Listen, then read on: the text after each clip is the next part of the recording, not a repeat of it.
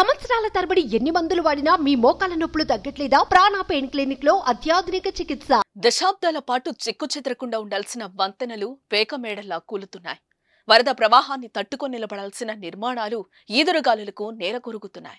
ఇప్పటికే తెలంగాణలో పలు ప్రాజెక్టుల నిర్మాణంపై రాజకీయం యుద్ధం కొనసాగుతూ ఉండగానే పెద్దపల్లిలో మానేరు వాగుపై నిర్మిస్తున్న వంతెన ఒక్కసారిగా కూలిపోయింది. ముత్తారం మండలం ఓడేడు పరిధిలో సోమవారం అర్ధరాత్రి ఈ ఘటన జరిగింది. రాత్రి సమయంలో వంతెన కూలడంతో పెను ప్రమాదం తప్పింది. ఓడేడు నుంచి జయశంకర్ భూపాలపల్లి జిల్లా గర్మిళ్లపల్లి మధ్య దూరం తగ్గించేందుకు వాగుపై ఈ వంతెన నిర్మిస్తున్నారు.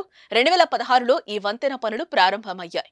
కొంతవరకు బ్రిడ్జ్ నిర్మాణం జరిగింది. అయితే మధ్యలో కాంట్రాక్టర్లు మారటం, నిధులు లేమి తదితర కారణాలతో నిర్మాణం ఆలస్యమైంది. నిర్మాణ పనులు జరగకపోవడంతో అక్కడ ఏర్పాటు చేసిన తాత్కాలిక మార్గంలో స్థానికులు రాకపోకలు సాగిస్తున్నారు. పగటిపూట ఎక్కువ మంది ఈ మార్గం ద్వారానే ప్రయాణిస్తున్నారు. ఆ సమయంలో కూలి ఉంటే భారీగా ప్రాణ నష్టం జరుగుండేది. వంతెన నిర్మాణం నాణ్యతపై విమర్శలొస్తున్నాయి.